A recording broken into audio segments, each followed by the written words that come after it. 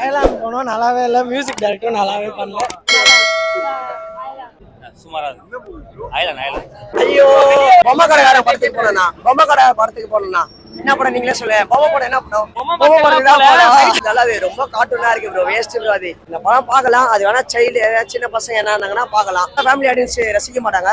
College பசங்க சும்மா teenage வயசு எல்லாருமே ரசிப்பாங்க. சூப்பரா இருக்கு படம். வேணா அரைவயரோட தான் போறேன், உண்மையோட போல.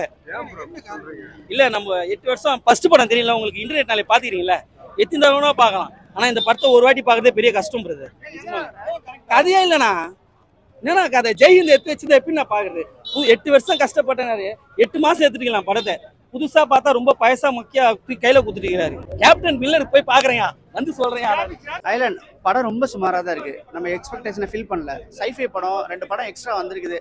ஸோ சிவகார்த்திகேயன் படம் ரொம்ப நல்லா இருக்குன்னு சொல்லிட்டு வந்தோம். அந்த அளவுக்கு ஃபில் ஆகல. ஃபர்ஸ்ட் ஹாப்லாம் ரொம்ப ஸ்லோவாக போகுது.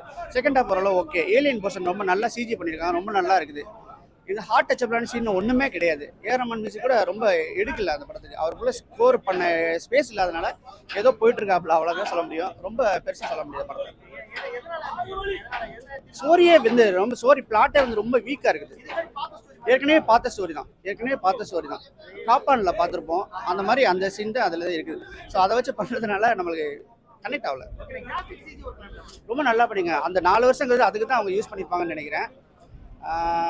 ஸ்டோரிக்கு வந்து யூஸ் பண்ணியிருந்தாங்கன்னா ரொம்ப நல்லா இருந்திருக்கும் படம். ஆமாம், ஆனால் சரியான காஸ்டிங்கு கொடுத்திருக்காங்க. பானுப்பிரியா, ஈஷா கோபிகர், ராகுல் பிரீத் சிங்கு, எஸ்கே, கருணாகரன், யோகி பாபு, காஸ்டிங்லாம் ரொம்ப நல்லா பண்ணியிருக்காங்க. அவங்களுக்கு யாருக்குமே ஸ்பேஸ் இல்லை. ரொம்ப அவங்கள வந்து ஸ்கோர் பண்ணுற அளவுக்குள்ள ஸ்டோரியே இல்லை. ஸ்க்ரீன் பிளே அந்தளவு சரி கிடையாது. மொத்தத்தில் என்னென்னா ஸ்டோரி வந்து நல்லா இருந்தால் தான் ஸ்க்ரீன் பிளே வந்து நம்ம பண்ணுறதுக்கு நல்லா இருக்கும். அந்த ஃபர்ஸ்ட்லேயே கண்டென்ட் நம்மளுக்கு தெரிஞ்சிருதா, அதெல்லாம் நம்ம இதில் கனெக்ட் ஆகலை. கிட்ஸு பார்த்து என்ஜாய் பண்ணலாம். கிட்ஸுக்கு தான் படம் என்ஜாய் பண்ணலாம். அந்த 4 வருஷம் கழித்து இந்த ஏலியன் பர்சனை கிட்ஸு நல்லா பார்த்து என்ஜாய் பண்ணுவாங்க. கிட்ஸுக்கு தான் அந்த படம். பிஜிஎம் அந்த அளவுக்குலாம் ஒன்றும் ஒர்க் அவுட் ஆகலை, கனெக்ட் ஆகலை.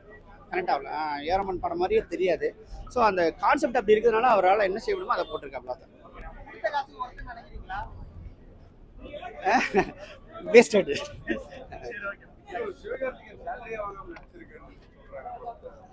சிவகார்த்திகேயன் சேலரி வாங்காம வச்சுக்கிறேன். சரி, ஃபர்ஸ்ட் டைம் ட்ரை பண்ணலாம். கிட்ஸுக்கு ஏலியன்ஸ் நிறைய சிஜி ஒர்க்கு செலவாயிருக்கும். ஸோ அதுக்காண்டி பண்ணலான்னு பண்ணியிருக்காப்புல. ஸோ வந்து அவருக்குள்ள ஸ்கோர் பண்ணுறதுக்குள்ள இடமே இல்லை படத்தில். ஒன்றும் ஒரு பேத்தோ சீனோ ஒரு இதுவோ எதுவுமே இல்லை. ஒரு காமெடியே அவருடைய கவுண்டர் கொடுக்கறதுக்கு எதுவுமே ஒர்க் அவுட் ஆகலை. ஒரு கேங் இருக்காங்க, யோகி பாபு, கருணாகரன், இவங்கெல்லாம் இருக்காங்க. ஆனால் ஒர்க் அவுட் ஆகலை.